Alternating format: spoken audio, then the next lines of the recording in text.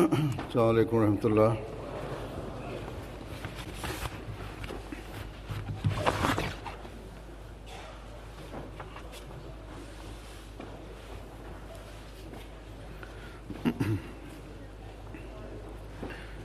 अशहदु अल्ला इलाहा इल्लल्लाह वहदहु ला शरीका लहु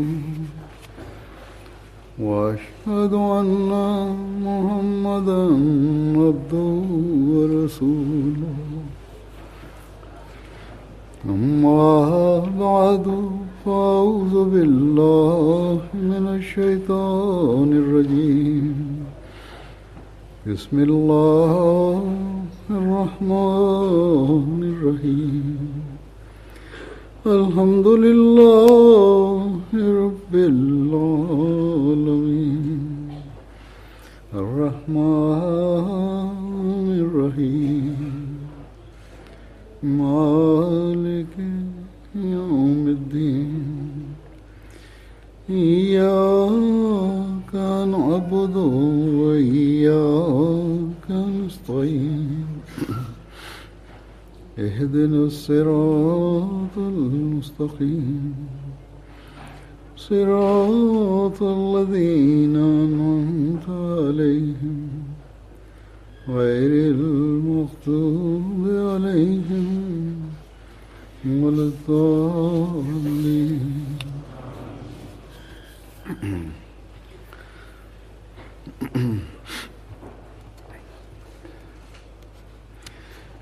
अॼु अल्लाह ताला जे फज़ल सां तव्हांजो सालियानो जलसो शुरू थिए पियो थो। हज़रत मसीह मऊद अलैहिस्सलातु वस्सलाम जलसे खे ख़ालिस दीनी इज्तिमा जो नालो अता फ़रमायो आहे। सो इन में शामिल थियण वारे हर शख़्स ते ही वाज़ह हुअणु घुरिजे त दीनी इल्मी ऐं रूहानी बहितरी ऐं तरक़ी जे लाइ असीं हिते अॼु गॾु आहियूं ऐं 3 ॾींहं इन सोच सां ऐं इन फ़िक्र सां हिते गॾु रहंदासीं त कहिड़ी तरह असां पंहिंजी दीनी इल्मी ऐं रूहानी हालत खे बहितर कयूं। जेकॾहिं इहा सोच नाहे त हिते अचण जो को फ़ाइदो नाहे। अॼोके हिन दौर में जॾहिं त दुनिया ख़ुदा ताला खे विसारे पई थी, हर मज़हब खे मञण वारो पंहिंजे मज़हब खां परे हटे पियो थो, जेके अंग अखर हर साल साम्हूं अचनि था उन्हनि मां पतो पए थो त हर साल हिकिड़ो वॾो अंग इन ॻाल्हि जो इज़हार करे थो त हू ख़ुदा ताला जे वजूद जा मुनकिर आहिनि। एसि ताईं जो मुसलमाननि जी बि जेका हालत आहे उहा असांखे इहो ई ॿुधाए थी त नाले जा मुसलमान आहिनि ऐं दुनियादारी ग़ालिब आहे।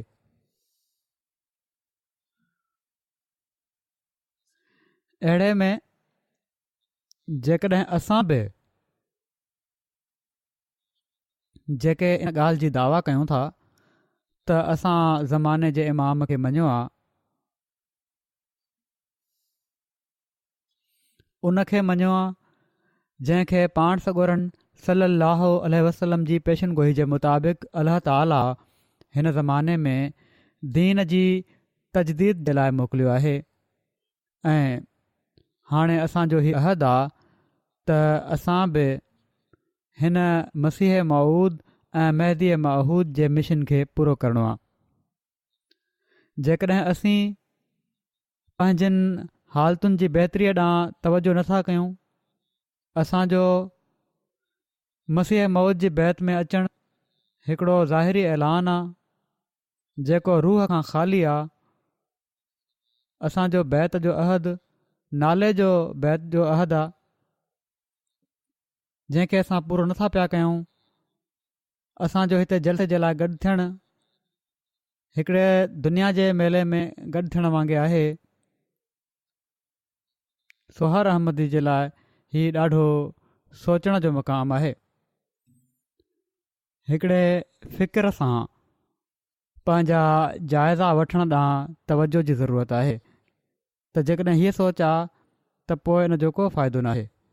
हज़रत मसीह मऊद अलैहिस्सलातु वस्सलाम जलसे जे इनकाद जा जेके मक़सद असांजे साम्हूं पेश फ़रमाया आहिनि, जेकॾहिं असां उन्हनि खे साम्हूं रखी पंहिंजा जाइज़ा वठूं त न सिर्फ़ हिननि 3 ॾींहंनि जे मक़सद खे पूरो करण वारा बणिजी वेंदासीं ऐं जलसे में शामिल थियण वारनि जे लाइ हज़रत मसीह मऊद अलैहिस्सलातु वस्सलाम जूं जेके दुआऊं आहिनि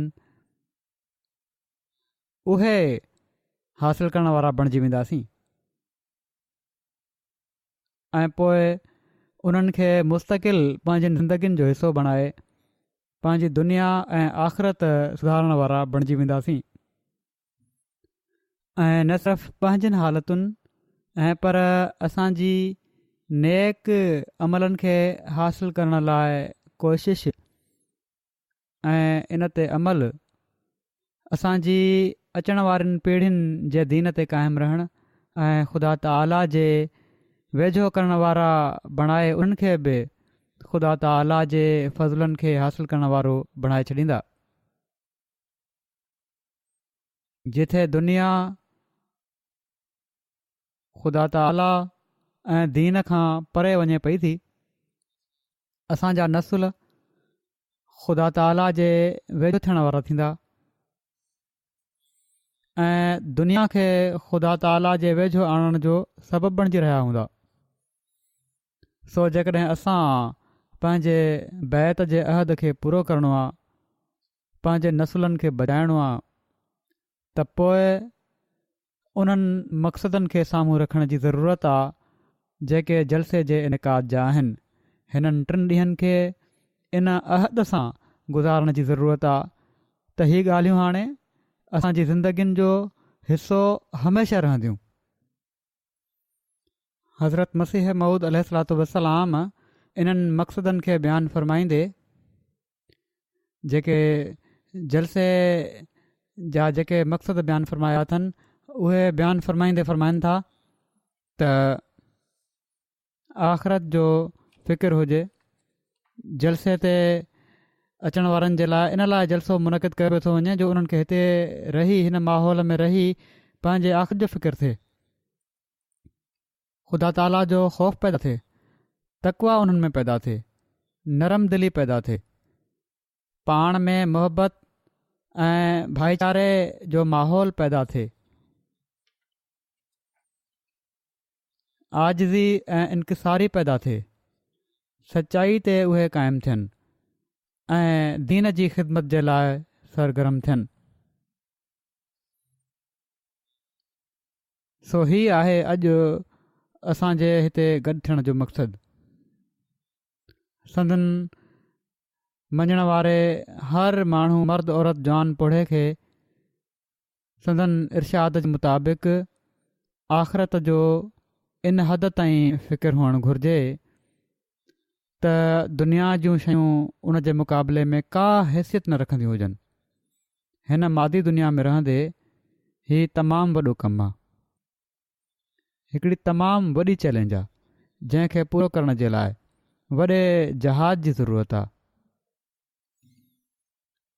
आख़िरत जो फ़िकिर तॾहिं थी सघे थो जॾहिं ख़ुदा ताला जी ज़ात ते मुकमिल यकीन हुजे ऐं इन ॻाल्हि ते यकीन हुजे त हीअ ज़िंदगी त कुझु साल आहे, वधि में वधि को 80 साल ज़िंदा रही वठंदो आहे, 90 साल ज़िंदा रही वठंदो आहे या हद 100 साल ज़िंदा रही वठंदो आहे, पर एतिरो वक़्तु बि हर हिक खे नाहे मिलंदो।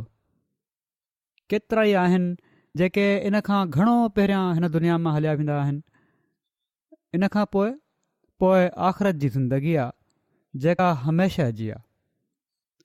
सो अकुलमंद इंसान उहो ई आहे जेको वक़्ती शइ खे मुस्तक़िल शइ ते क़ुर्बान करे छॾे पर थींदो ईअं त असीं हिन वक़्ती शइ ते, हिन वक़्ती ज़िंदगीअ ते मुस्तक़िल ज़िंदगी खे क़ुर्बान करे छॾींदा आहियूं ऐं पोइ पंहिंजो पाण खे ही दुनियादार तमामु वॾो ऐं अकुलमंद सम्झंदा आहिनि। सो हिकिड़ो मोमिन इन जे उबतड़ कंदो आहे ऐं करणु घुर्जे, तॾहिं हू मोमिन चवराए सघे थो। हू पंहिंजी दिलि में ख़ुदा ताला जो ख़ौफ़ रखंदो आहे। अल्लाह ताला जी ख़शियत उन जी दिलि में हूंदी आहे। अल्लाह ताला जी मोहबत सभिनी दुनिया जी मोहबतुनि ते ग़ालिब अची वेंदी आहे। ख़ौफ़ ऐं अल्लाह ताला जी ख़शियत इन लाइ नाहे हूंदी त सज़ा मिलंदी मरण खां पोइ जी ज़िंदगीअ में, ऐं पर इन लाइ आहे त मुंहिंजो प्यारो ख़ुदा मूंखां नाराज़ न थी वञे। ऐं जॾहिं ही मोहबत जा जज़्बात हूंदा तॾहिं इंसान ख़ुदा ताला जे हुकमनि ते अमल करण जी बि कोशिशि कंदो आहे।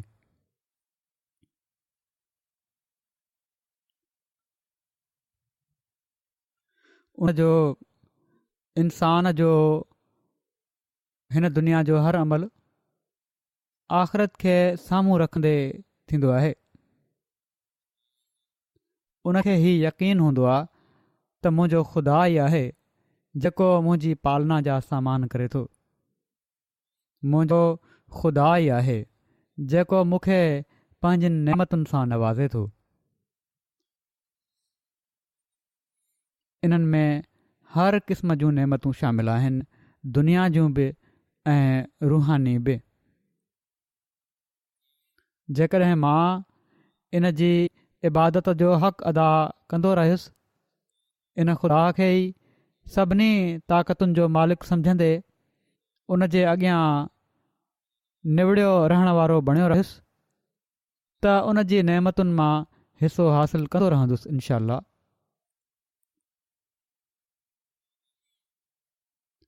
मां जेकॾहिं उन जे ॿुधायल हुकमनि ऐं मना कयल शयुनि जे मुताबिक़ ज़िंदगी गुज़ारींदो रहियुसि त उन जे फ़ज़लनि जो वारिस बणिजंदो रहंदुसि। जेकॾहिं अल्लाह ताला जी मुकमिल इताअत कंदे ऐं तक़वा ते क़ाइमु रहंदे उन जा ऐं उन जे ॿाननि जा हक़ अदा कंदो रहियुसि त हू मूंसां राज़ी थींदो। सो हीअ सोच आहे ऐं इन जे मुताबिक़ अमल आहे जेको यकीनन अल्लाह ताला जे वाइदे जे मुताबिक़ उन जे इनामनि ऐं फ़ज़लनि खे हासिल करण वारो बणाईंदो। ऐं इहे ई माण्हू आहिनि जेके तक़वा ते हलण वारा चवराईंदा आहिनि, जेके हीअ सोच रखंदा आहिनि। माना त उहे जेके अल्लाह ताला जे सभिनी हुकमनि ते अमल करण वारा आहिनि, जंहिंजूं दिलियूं नरम हूंदियूं ऐं थींदियूं आहिनि, छो त हर घड़ी उन्हनि जी दिलि में ख़ुदा हूंदो आहे। इहे ई आहिनि जंहिंजा हिक ॿिए लाइ ख़ुदा ख़ातिर मोहबत जा जज़्बात हूंदा आहिनि। माना त उन्हनि जी मोहबत ऐं भाईचारो ज़ाती मक़सदनि जे लाइ नाहे हूंदो, ऐं पर सिर्फ़ ऐं सिर्फ़ ख़ुदा ताला जे लाइ हूंदो आहे। अहिड़ी तरह तक़वा ते हलण वारा ई आहिनि जिन में आजिज़ी पैदा थींदी आहे। आजिज़ी जा इज़हार सिर्फ़ पंहिंजे रुतबे ऐं दौलत जे लिहाज़ खां वॾे सां न आहिनि थींदा। उन्हनि जे साम्हूं आजिज़ी न आहिनि ॾेखारींदा जेके वॾा आहिनि, रुतबे में वॾा आहिनि या दुनियादार आहिनि, ऐं पर ग़रीबनि ऐं मिसकिननि सां बि आजिज़ीअ जो इज़हार कंदा आहिनि। ऐं इहे ई माण्हू आहिनि जेके सचाई ते हर वक़्तु क़ाइमु आहिनि ऐं सम्झनि था त कौले सदीद ई ख़ुदा ताला ताईं पहुचाईंदो आहे, ऐं कूड़ जेको आहे उहो शिरक ॾांहुं वठी वेंदो आहे। ऐं जॾहिं आख़िरत जो फ़िक्र आहे ऐं ख़ुदा ताला जो ख़ौफ़ आहे ऐं तक़वा जी हक़ीक़त ॼाणनि था त पोइ हिकिड़ो शख़्स मोमिन चवराए पोइ कूड़ कीअं थो ॻाल्हाए सघे। ऐं इन्हनि ॻाल्हियुनि खे हासिलु करण वारा ऐं नेकिन जे रूह खे समुझण वारा ई आहिनि जेके दीन जी ख़िदमत में बि हक़ीक़त में सरगर्म हूंदा आहिनि। न त हीअ जेका ख़िदमत आहे बज़ाहिर इहा बि कुझु मफ़ादनि खे हासिलु करण जे लाइ थी वेंदी आहे।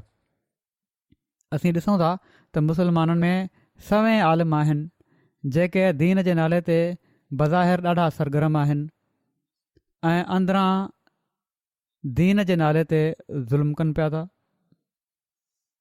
जिन में तक़वा जी कमी आहे, जिन में ख़ुदा जो ख़ौफ़ नज़र नथो अचे, जिन खे आख़िरत खां वधीक दुनिया जा मफ़ाद अज़ीज़ आहिनि ऐं नालो ख़ुदा ऐं आख़िरत जो वठनि था।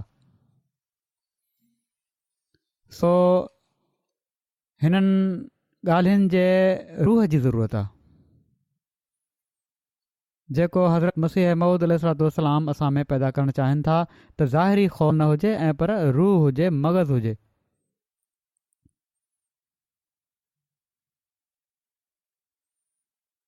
इन्हनि ॻाल्हियुनि खे साम्हूं रखंदे असांखे पंहिंजा जाइज़ा वठण जी ज़रूरत आहे त छा असां इन नियत सां जलसे में शामिलु थियूं पिया था ऐं पंहिंजे अंदरि इन्हनि मक़सदनि खे हासिलु करण जी हिकिड़ी तड़प रखूं था। जेकॾहिं बशरी कमज़ोरियुनि जे करे माज़ी में असां खां इन्हनि ॻाल्हियुनि खे हासिलु करण जे लाइ ग़लतियूं ऐं घटितायूं थी वियूं आहिनि त आईंदा असां हिकिड़े नए अज़म सां हिननि नेकिन खे पैदा करणु ऐं इन्हनि खे क़ाइमु रखण जी वधि में वधि कोशिशि करण जे लाइ तयारु आहियूं ऐं कंदासीं। अॼु असीं ही अहद कयूं था त असां दुनिया खां वधीक आख़िरत जो फ़िक्र करण वारा थींदासीं। असीं ख़ुदा जो ख़ौफ़ ऐं उन जी ख़शियत ऐं उन जी मुहबत खे हर शइ ते फ़ोक़ियत ॾींदासीं। असीं तक़वा जी बारीक वाटुनि ते हलण जी वधि में वधि कोशिशि कंदासीं। असीं पंहिंजनि दिलनि में ॿियनि जे लाइ नरमी पैदा कंदासीं। असीं पाण में मुहबत ऐं भाईचारे खे एतिरे क़दुरु वधाईंदासीं जो हीउ मुहबत ऐं भाईचारो हिकिड़ो मिसाल बणिजी वञे। आजिज़ी ऐं न्याज़ निवड़त में असीं वधण वारा बणिजंदासीं। सचाई ऐं कौले सदीद असांजी हिकिड़ी ख़ुशूसियत बणिजी वेंदो जो हर शख़्स चए त हीअ अहमदी आहिनि जेके हमेशह सच ते क़ाइमु रहंदा आहिनि, सच ॻाल्हाईंदा आहिनि ऐं इन जे लाइ वॾे खां वॾे नुक़सान खे बि बर्दाश्त करे वठंदा आहिनि। दीनी ख़िदमतुनि जे लाइ अहिड़ा सरगर्म थींदासीं जेको हिकिड़ो मिसाल हूंदो ऐं इन जे लाइ पहिरियां खां वधी करे ख़ुदा ताला जे दीन जे पैगाम खे पंहिंजे माहौल जे हर शख़्स ताईं पहुचाइण जी कोशिशि कंदासीं। उन्हनि खे ॿुधाईंदासीं त सही इस्लाम छा आहे। जेकॾहिं असीं पंहिंजे इन अहद खे पूरो करण वारा बणिजी वियासीं, असां जूं ज़िंदगियूं इन जे मुताबिक़ गुज़रण लॻी पियूं त यक़ीनन असां बैत जे अहद खे पूरो करे वरितो। सो अचो अॼु असां इन्हनि ॻाल्हियुनि खे हासिलु करण जे लाइ पंहिंजो लाया अमल बणायूं। आख़िरत जो फ़िक्र ऐं अल्लाह ताला जो ख़ौफ़ रखण वारो सभिनी खां पहिरियां पंहिंजी इबादत जी हिफ़ाज़त ॾांहुं तवजो कंदो आहे। इन पासे ॾिसंदो आहे त अल्लाह ताला मुंहिंजी ज़िंदगीअ जो मक़सदु छा रखियो आहे। अल्लाह ताला फ़रमाए थो त वमा ख़लक़तुल जिन्न वल इंस इल्ला लियअबुदून।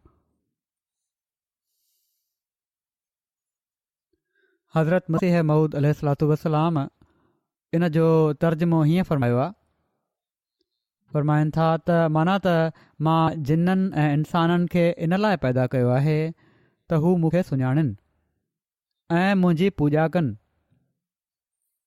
सो फ़रमाइनि था सो हिन आयत जी रूह खां असुल मक़सदु इंसान जी ज़िंदगीअ जो ख़ुदा ताला जी पूॼा ऐं ख़ुदा ताला जी मार्फत ऐं ख़ुदा ताला जे लाइ थी वञणु आहे।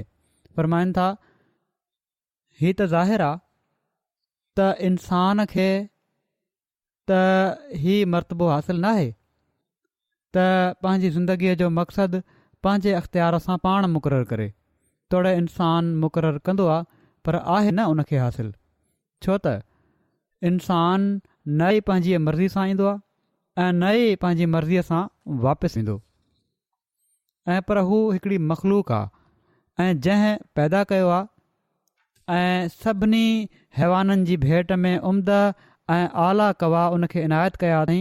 उन जी ज़िंदगीअ जी हिकिड़ी मुद्दा करार ॾिनी आहे, हिकिड़ो मक़सदु करार ॾिनो आहे।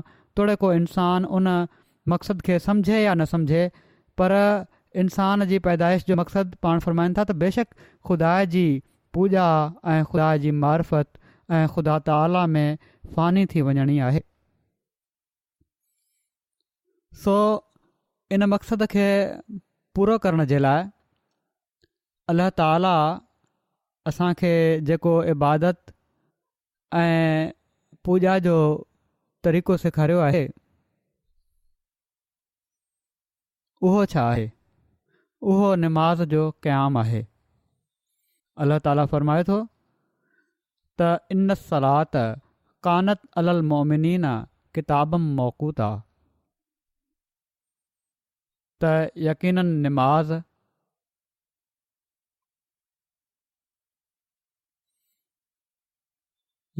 निमाज़ मोमिननि ते वक़्त जी पाबंदीअ सां फ़र्ज़ आहे। हज़रत मसीह मऊद अलैहिस्सलातु वस्सलाम फ़रमाइनि था त मां मौक़ूता निमाज़ जे मसइले खे ॾाढो अज़ीज़ रखां थो। हीउ मसइलो अहिड़ो आहे जेको मूंखे तमामु अज़ीज़ आहे ऐं तमामु प्यारो आहे। हीउ मसइलो माना त मुक़ररु टाइम ते निमाज़ पढ़ी वञणु ज़रूरी आहे। पर हिन ज़माने में असीं ॾिसूं था त थोरी थोरी ॻाल्हि ते निमाज़ूं टाइम ते पढ़ण खां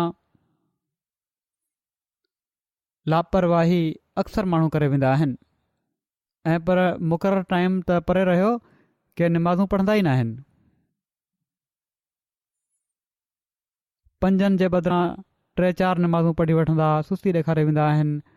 हालांकि अल्लाह ताला निमाज़ुनि जी हिफ़ाज़त जो मोमिननि खे इरशाद फ़रमायो आहे। अल्लाह ताला फ़रमाए थो हाफ़िज़ू अलस्सलावात वस्सलातिल वुस्ता,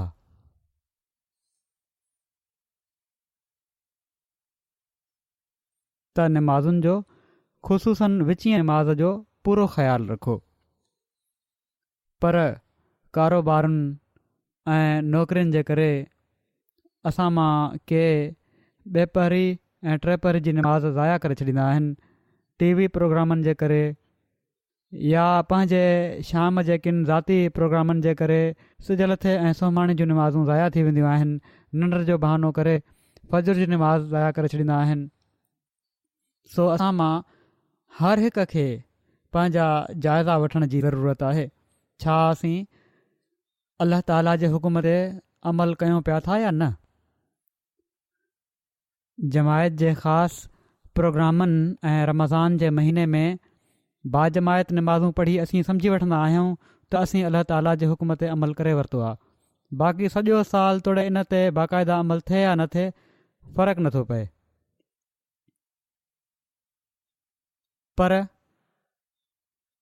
ॿुधो ऐं इन ॻाल्हि खे ॾिसो त निमाज़ जी अहमियत बयानु फ़रमाईंदे अल्लाह ताला ऐं उन जो रसूल छा फ़रमाइनि था।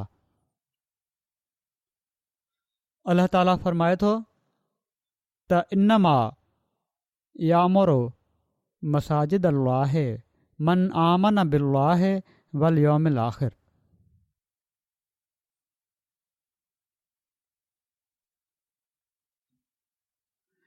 त अल्लाह ताला जूं मस्जिदूं त उहे ई आबाद कंदा आहिनि जेको अल्लाह ते ईमान आणे ऐं आख़िरत जे ॾींहं ते ईमान आणे।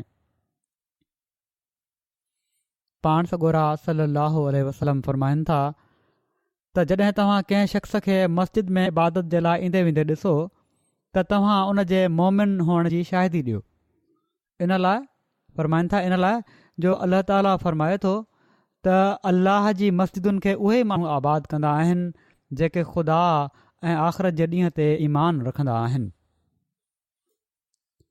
हूअं चवण में त असीं सभई पंहिंजो पाण खे ईमान आणण वारो चवंदा आहियूं, पर अल्लाह ताला ऐं उन जे रसूल जे वेझो मोमिन उहे आहिनि जेके अल्लाह जे घर खे आबाद रखंदा आहिनि। इन लाइ जो अल्लाह ताला ऐं आख़िरत जे ॾींहं ते ईमान आहे। हिते हीउ बि वाज़े थी वियो त सिर्फ़ु मस्जिद में अचण ई काफ़ी नाहे,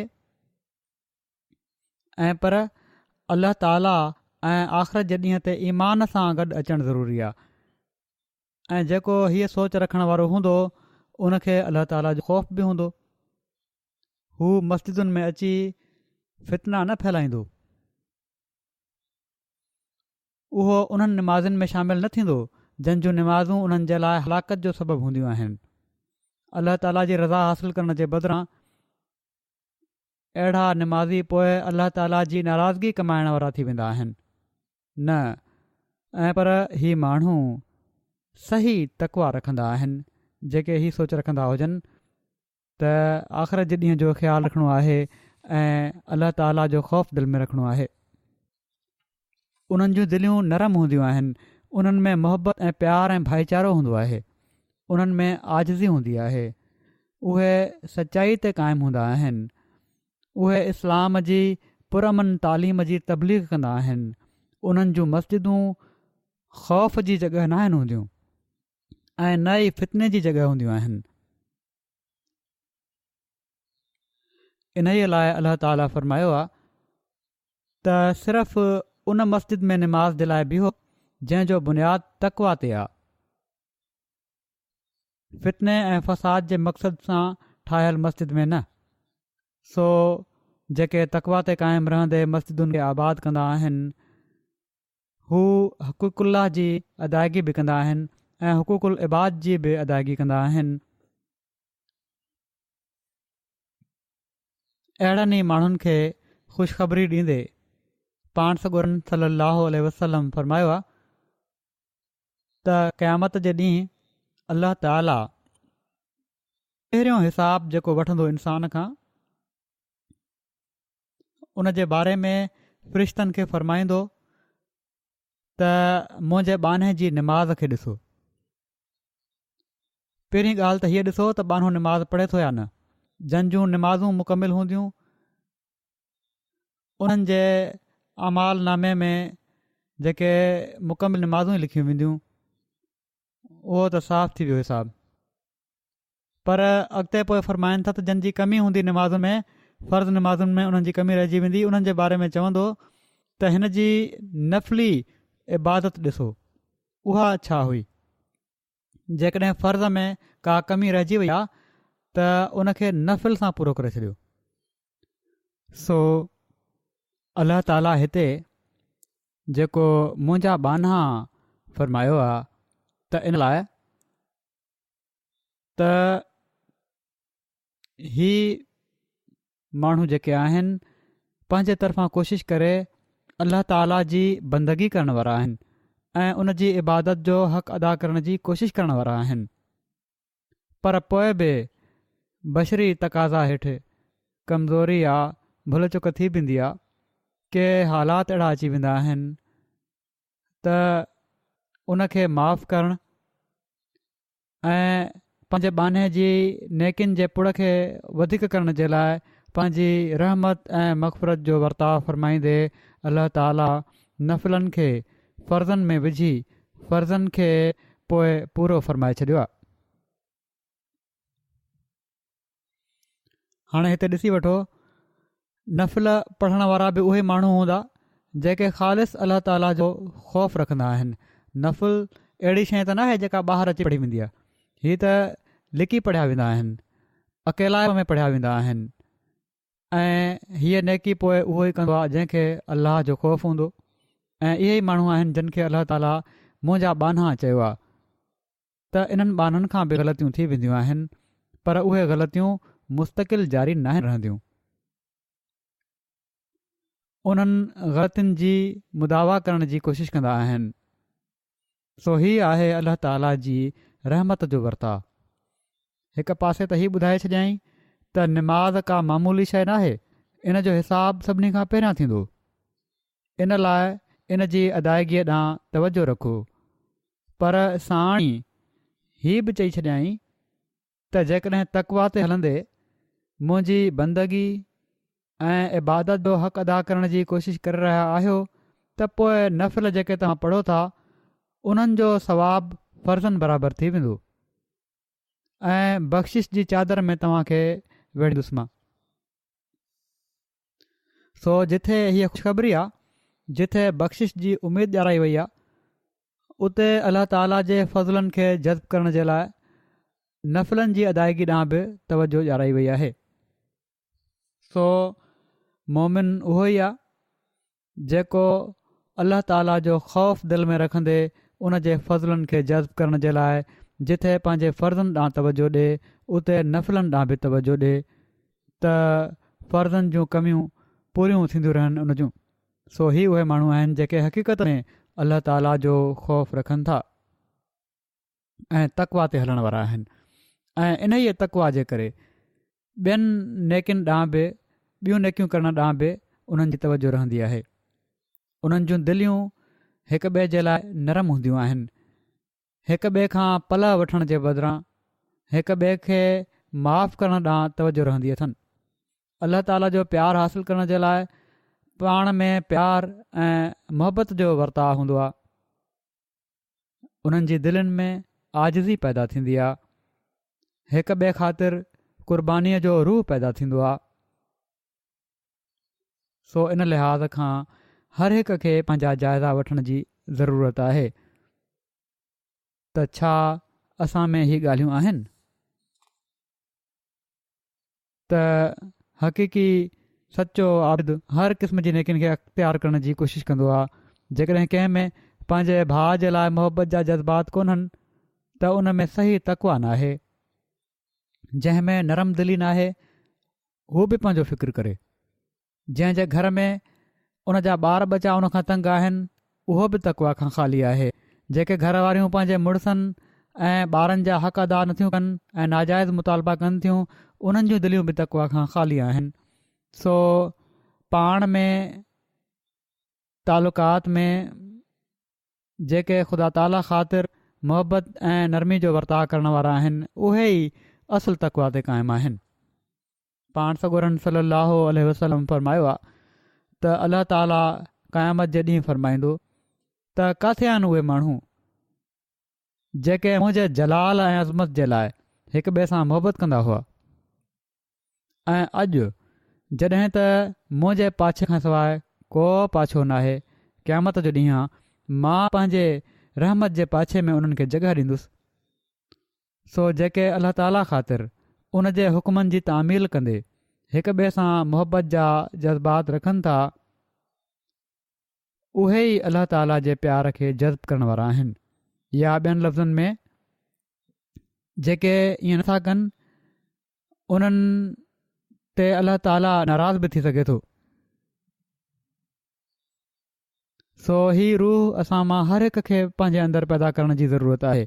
असीं ही नारा हणूं था त मुहबत सभिनी जे लाइ, नफ़रत कंहिंखां न, त पहिरियां पंहिंजे घरनि ऐं पंहिंजे मुआशिरे में इन जो इज़हार करण जी ज़रूरत आहे त जीअं दुनिया में सही रंग में ही पैगाम पहुचाए सघूं। ऐं पोइ ही अहिड़ो कमु आहे जंहिं में थोरी कोशिश सां बिना कंहिं वॾे मुजाहिदे जे असीं अलाह ताला जी रहमत जे पाछे में जॻह हासिलु करण वारा बणिजी सघूं था।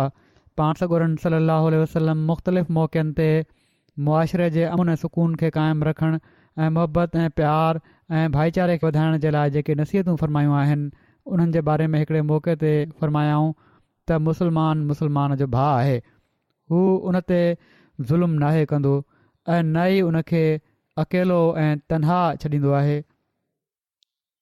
फरमाइनि था जेको शख़्स पंहिंजे भाउ जी ज़रूरत पूरी करण में लॻो रहंदो आहे, उन जूं ज़रूरतूं पूरियूं कंदो आहे, अलाह ताला उन जूं ज़रूरतूं पूरियूं करे छॾींदो आहे। ऐं जंहिं कंहिं मुसलमान जी मुसीबत खे ख़तमु कयो, अलाह ताला क़यामत जे ॾींहुं उन जी मुसीबतुनि मां हिकिड़ी मुसीबत उन जी घटाए छॾींदो आहे। ऐं जेको कंहिंजी सतारी करे थो, पर्दा पोशी करे थो, अलाह ताला क़यामत जे ॾींहुं उन जी सतारी फ़रमाईंदो। सो अलाह ताला त मुख़्तलिफ़ तरीक़नि सां असां ते पंहिंजी रहमत ऐं शफ़क़त जी नज़र विझे थो ऐं असांजी बख़्शिश जा सामान करे थो। हीउ इंसान ई आहे जेको पंहिंजनि नाअहलिन अनाउनि ऐं ज़िदनि जे करे अलाह ताला खे नाराज़ कंदो रहंदो आहे। सो वॾे ख़ौफ़ जो मक़ाम आहे, ॾाढे सोचण जी ज़रूरत आहे। हिननि ॾींहंनि में जॾहिं त असांजा जज़्बात ख़्याल नेकीअ ॾांहुं माइल थियल आहिनि, असीं इन सोच सां हिते आयल आहियूं त हिन जलसे में शामिलु थियणो आहे जिथे नेकी जूं ॻाल्हियूं ॿुधंदासीं, त पंहिंजा जाइज़ा वठो। पंहिंजा जाइज़ा वठंदे पंहिंजनि इबादतुनि सां हुक़ूक़ुल इबाद जी अदायगी ॾांहुं बि तवजो ॾियो। नरम दिली, पाण में मुहबत ऐं आजिज़ी जी हक़ीक़त सुञाणण जी कोशिशि कयो। ऐं हीउ इन लिहाज़ खां बि ज़रूरी थी थो वञे असां ते त असां हज़रत मसीह मऊद अलैहिस्सलातु वस्सलाम सां जेको बैत जो अहद कयो आहे, उन में शिरक खां पासो, नमाज़ुनि जी अदायगी, फ़र्ज़ नमाज़ूं बि ऐं नफ़लनि जी अदायगी सां गॾु असां ही बैत जो अहद बि कयो आहे त असां उमूमी तौर ते अलाह ताला जी मख़लूक खे ऐं ख़ासि तौर ते मुसलमाननि खे पंहिंजे नफ़्सानी जोशनि सां कंहिं क़िस्म जी तकलीफ़ न ॾींदासीं। सिर्फ़ु पाण में मुसलमाननि जे लाइ न, जमायत जे मेंबरनि जे लाइ न, ठीकु आहे पंहिंजे घरां शुरू कयो, पाण में बि हुअणु घुरिजे, पोइ मुसलमाननि जे लाइ, पोइ आम मख़लूक जे लाइ बि, हर हिक जे लाइ असांजी दिलि में हिकिड़े प्यार ऐं मुहबत जा जज़्बा हुअणु घुरिजनि। नफ़्सानी जोशनि खां असांखे ख़ाली हुअणु घुरिजे।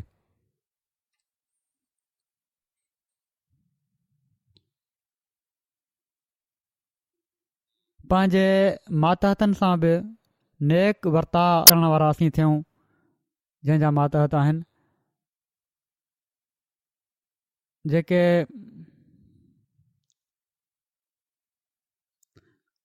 असांजा अहिड़ा वर्ताव हुजनि जंहिंसां अहिड़ा बणिजी वञूं जंहिं ते हर हिकु असांजे हिन रवैयनि खे, असांजनि नेकियुनि खे परखणु चाहे त परखे सघे। हीउ ॾिसणु चाहे त छा ही मयार जेके चवनि था उन जे मुताबिक़ आहिनि, छा असां उन जे मुताबिक़ अमल कयूं पिया था। त जेकॾहिं ही मयार आहिनि ऐं ॿियो जॾहिं असांखे परखींदो आहे, उन जे मुताबिक़ परखे वठे त वाक़ई ही आहिनि, तॾहिं असीं चई सघूं था त असीं सचा मोमिन आहियूं ऐं असीं बैत जो हक़ अदा कयूं पिया था। हिकिड़ो शर्त ही बि आहे असांजी बैत जेका असां कंदा आहियूं इन में त तकबुर खे मुकमिल तौर ते छॾे आजिज़ी ऐं मिसकीनी जी ज़िंदगी गुज़ारींदुसि। हीअ आजिज़ी ऐं मिसकीनी पैदा करणु सिर्फ़ु हज़रत मसीह मऊद अलैहिस्सलाम जलसे जे इनकाद जे मक़सदनि मां हिकिड़ो मक़सदु बयानु नाहे कयो, ऐं पर असां साणनि जेको बैत जो अहद कयो आहे उन में ही अहद आहे त मां आजिज़ी ऐं मिसकीनीअ सां ज़िंदगी गुज़ारींदुसि। सो ही अहद पूरो करणु असांजी ज़िमेवारी आहे ऐं इहो ई सचाईअ ॾांहुं पहिरियों क़दम आहे त असां जेको बैत जो अहद कयो आहे उन खे पूरो कयूं। सो बैत जा शर्त बि पढ़ंदे रहणु घुरिजे, पढ़ंदा रहो ऐं ॾिसो त छा असां सचाईअ सां उन्हनि ते क़ाइमु आहियूं, इन जे मुताबिक़ पंहिंजूं ज़िंदगियूं गुज़ारण जी कोशिशि कयूं पिया था। जेकॾहिं न त दुनिया जी इस्लाह जी जेका दावा असीं कयूं था सा ग़लति आहे। इन खां पहिरियां असांखे पंहिंजी इस्लाह जी कोशिशि करणी पवंदी, न त असीं उन्हनि माण्हुनि में शामिलु थींदासीं जेके चवंदा कुझु ॿियो आहिनि ऐं कंदा कुझु ॿियो आहिनि, ऐं अलाह ताला अहिड़नि माण्हुनि खे नापसंदि फ़रमायो आहे। असांजा अमल असांजी सचाई जे बदिरां असांजे कूड़ जी तसदीक करण वारा थींदा।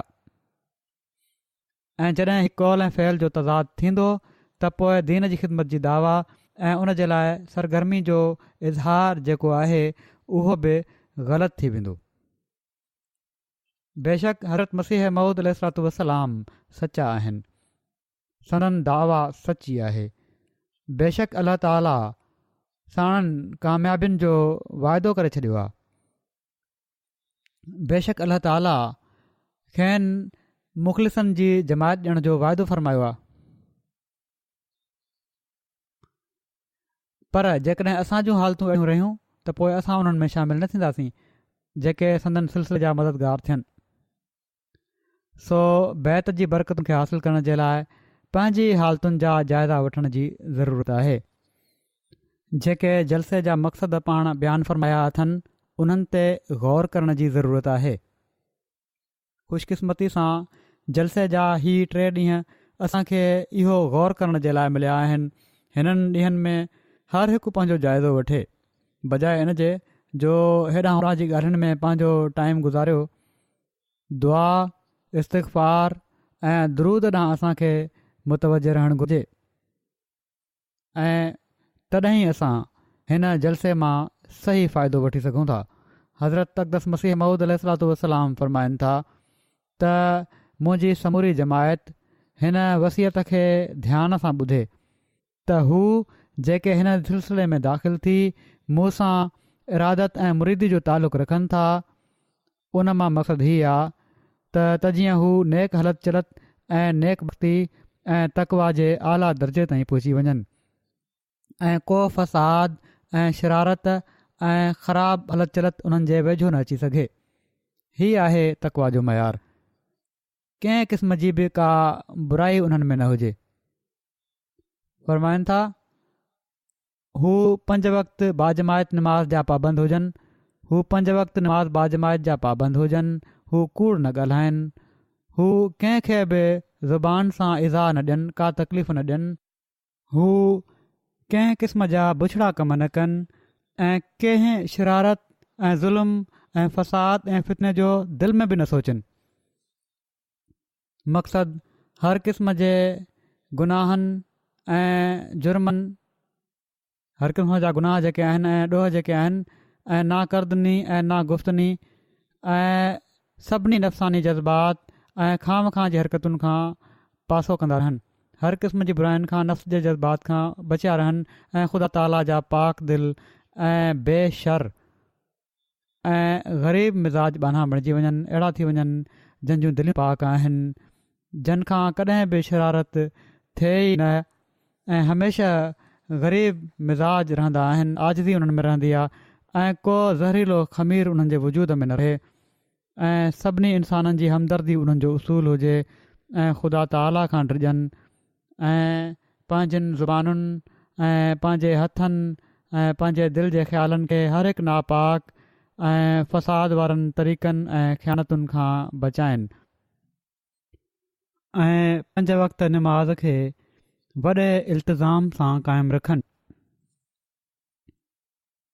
ऐं ज़ुल्म ऐं ज़्यादती ऐं ख़यानत ऐं रिश्वत ऐं हक़ तलफ़ करणु ऐं खाम खां तरफ़दारी खां मुड़नि। माण्हुनि जा हक़ तलफ़ करणा आहिनि, ग़लति तरफ़दारियूं करणियूं आहिनि, ग़लति कंहिंखे नुक़सानु पहुचाइणो आहे, इन जे करे इन खां मुड़ो ऐं कंहिं ख़राब सोबत में न वेहनि। ख़राब सोबतूं जेके आहिनि उन्हनि खां बचनि। नौजवाननि खे बि यादि रखणु घुरिजे ऐं ॿारनि जे पीउ माउ खे बि यादि रखणु घुरिजे त ॾिसनि त असांजा ॿार हिन मुआशिरे में कंहिं ख़राब सोबत में न वेहनि, पोइ ओढ़ा ई बणिजी वेंदा ऐं जेकॾहिं बाद में साबित थिए, कॾहिं कॾहिं ख़बर नाहे पवंदी त सोबत कहिड़ी आहे। फ़रमाइनि था जेकॾहिं बाद में साबित थिए त हिकिड़ो शख़्स जेको हिननि सां अचो वञु रखे थो, उते वेहे थो, हिननि सां मेल मुलाक़ात अथसि, उहो ख़ुदा ताला जे हुकमनि जो पाबंद न आहे या ॿाननि जे हक़नि जी का परवाह नथो करे या ज़ालिम तबियत ऐं शैतान मिज़ाज ऐं ख़राब हलत चलत वारो माण्हू आहे, त तव्हां ते लाज़मी हूंदो त इन बुराई खे पंहिंजे विचां ख़तमु कयो, उन सां तालुक़ु ख़तमु कयो। सुठी जेका सोसाइटी आहे, सुठी कंपनी आहे, उहा हुअणु घुरिजे हिकिड़े अहमदीअ जी। फरमाइनि था ऐं अहिड़े इंसान खां पासो कयो जेको ख़तरनाक आहे ऐं घुर्जे त कंहिं मज़हब ऐं कंहिं क़ौम ऐं कंहिं गिरोह जे माण्हू खे नुक़सानु पहुचाइण जो इरादो न कयो। कंहिंखे नुक़सानु नाहे पहुचाइणो। कहिड़े बि मज़हब जो माण्हू हुजे, कहिड़ी बि क़ौम जो माण्हू हुजे, कहिड़े बि टोले जो हुजे, तव्हां मां कंहिंखे नुक़सानु न पहुचणु घुरिजे। ऐं हर हिक जे लाइ सचा नसीहत करणी आहे त सचा नासिया बणिजी सची नसीहत करण वारे वांगुरु नसीहत कयो। माना त तव्हांजो कौल ऐं फ़ेल अहिड़ा हुजनि जो इन नसीहत जो असर बि थिए ऐं कंहिं क़िस्म जी तरफ़दारी न हुजे। फ़रमाइनि था ऐं घुरिजे त शैतान ऐं बदमाश ऐं मुफ़्सिद ऐं ख़राबु हलत चलत वारा हरगिज़ तव्हांजी मजलिस में न अचनि ऐं न तव्हांजे घरनि में रही सघनि, छो जो हू केॾी महिल तव्हांजी ठोकर जो सबबु थींदा। फ़रमाइनि था मुंहिंजी जमायत मां हर हिकु माण्हू लाइ लाज़मी थींदो त हिननि सभिनी वसियतुनि ते हले ऐं घुरिजे त तव्हांजी मजलिसुनि में कंहिं नापाकी ऐं चिथरुनि ऐं खिलुनि जो मश्ग़िलो न हुजे ऐं नेक दिलि ऐं पाक तब ऐं पाक ख़्याल थी ज़मीन ते हलो। कंहिं ते नाजाइज़ तरीक़े सां हमिलो न कयो ऐं नफ़्स जे जज़्बात खे झियूं वेठा हुजो। का बि मज़हबी ॻाल्हि ॿोल हुजे त नरम लफ़्ज़नि में ऐं मुहज़बाणे तरीक़े सां उहा ॻाल्हि ॿोल कयो। जेकॾहिं को जहालत सां पेश अचे त सलाम चई अहिड़ी मजलिस मां उथी वञो। ख़ुदा ताला चाहे थो त तव्हांखे हिकिड़ी अहिड़ी जमायत बणाए छॾे जो सॼी दुनिया जे लाइ नेकी ऐं रास्तबाज़ी जो नमूनो बणिजो। सॼी दुनिया जे लाइ नेकी ऐं रास्तबाज़ीअ जो नमूनो बणिजो। तव्हां होशियारु थी वञो ऐं वाक़ई नेक दिलि ऐं ग़रीब मिज़ाज ऐं रास्तबाज़ बणिजी वञो। तव्हां 5 वक़्त निमाज़ ऐं अख़लाक़ी हालत सां सुञाता वेंदव। तव्हांजी जेका सुञाणप आहे उहा छा आहे त इहा ई त तव्हां 5 वक़्त बाक़ाइदा निमाज़ूं पढ़ण वारा आहियो ऐं तव्हांजा अख़लाक़ तमामु भला आहिनि। हीअ शयूं पैदा थी वञनि तव्हां में त सम्झो त तव्हां बैत जो हक़ अदा करे छॾियो आहे। फ़रमाइनि था ऐं जंहिंमें बुराई जो ॿिज आहे उहो इन नसीहत ते क़ाइमु न रही सघंदो। मां नसीहत हीअ कयां पियो थो, पर जंहिंमें बुराई जो ॿिज आहे उहो पोइ नसीहत ते क़ाइमु न रहंदो। अलाह ताला असां सभिनी खे तौफ़ीक़ ॾिए त असां हज़रत मसीह मऊद अलैहिस्सलाम जी बैत जो हक़ अदा करण वारा हुजूं, संदन नसीहतुनि ऐं ख़्वाहिशुनि ते असीं पूरो लहण वारा हुजूं ऐं असीं हिन जलसे मां वधि में वधि फ़ाइदो वठंदे पंहिंजी दीनी रूहानी ऐं इल्मी हालत खे सुधारण वारा बि थियूं ऐं हीअ नेकियूं पोइ असां में हमेशह क़ाइमु बि रहनि।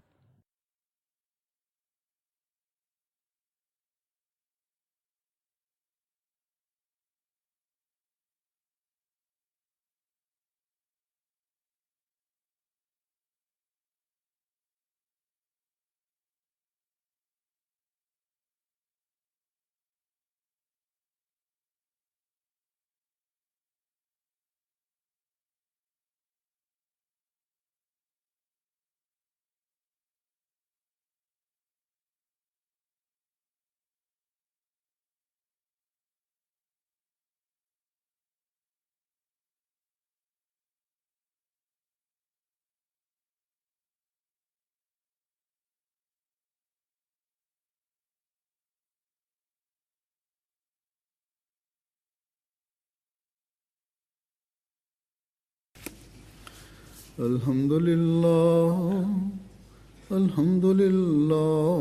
नहमदुहु व नस्तईनुहु व नस्तगफिरुहु व नुमिनु बिही व नतवक्कलु अलैहि व नऊज़ु बिल्लाहि मिन शुरूरि अनफुसिना व मिन सय्यिआति अअमालिना